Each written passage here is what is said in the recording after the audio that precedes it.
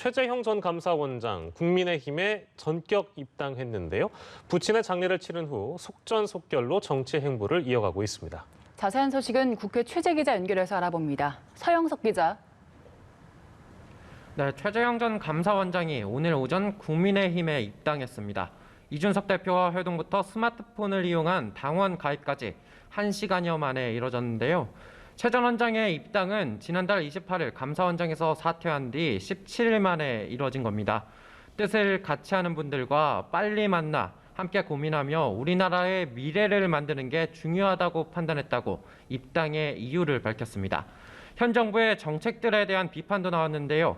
선의를 갖고 시작했더라도 현장에서 제대로 작동하지 않으면 고통은 고스란히 국민 몫이라며 현 정부의 정책들이 지속 가능한 것인가 의문이라고 꼬집었습니다. 이렇게 최 전 원장의 신속한 입당으로 윤석열 전 검찰총장과의 차별화 행보는 더 선명해졌습니다. 향후 야권 대선 지형에 큰 변화가 전망됩니다. 독자 행보를 이어가고 있는 윤석열 전 검찰총장은 오늘 오전 반기문 전 유엔 사무총장을 만나 한반도를 둘러싼 대외 사정을 논했습니다. 윤 전 총장은 회동을 마친 뒤 입당 문제와 관련한 기자들의 질문에 여전히 선을 그었는데요.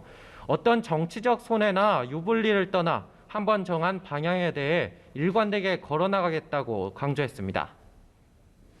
이번엔 민주당 대권 주자들 얘기도 좀 해보죠. 선두 다툼이 치열하다고요?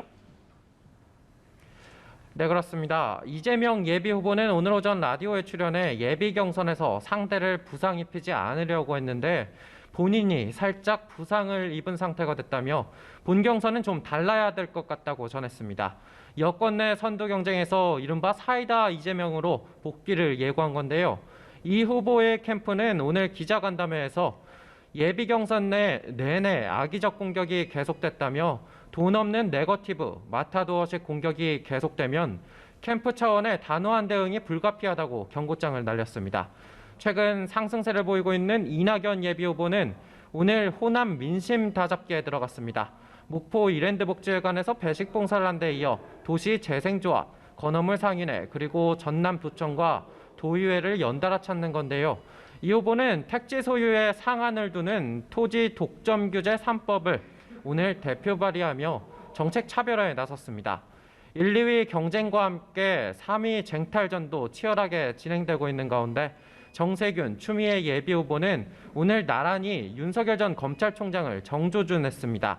정 후보는 SNS에 척 보면 아냐며 이동훈 전 대변인에 대한 수사가 정치적 악용이라고 주장한 윤 전 총장을 비판했습니다. 이어 정치적 수사 악용이야말로 윤 전 총장의 전문 분야라고 날을 세웠습니다.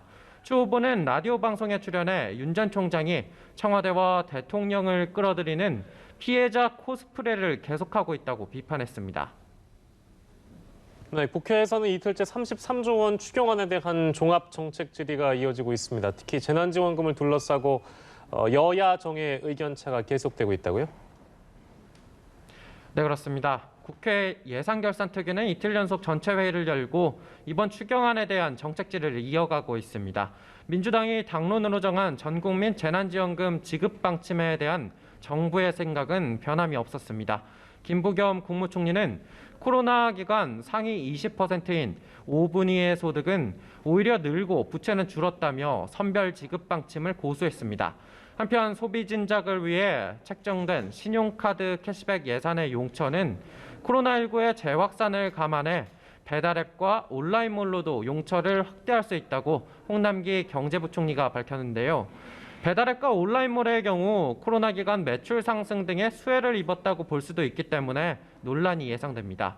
전 국민 재난지원금을 두고 여야정 의견 차이는 좁혀질 기미가 안 보이고 있습니다. 예결위는 오늘 종합정책 질의를 마무리한 뒤 오는 20일부터 소위를 열어 세부적인 증감액 심사에 돌입합니다. 지금까지 국회에서 전해드렸습니다.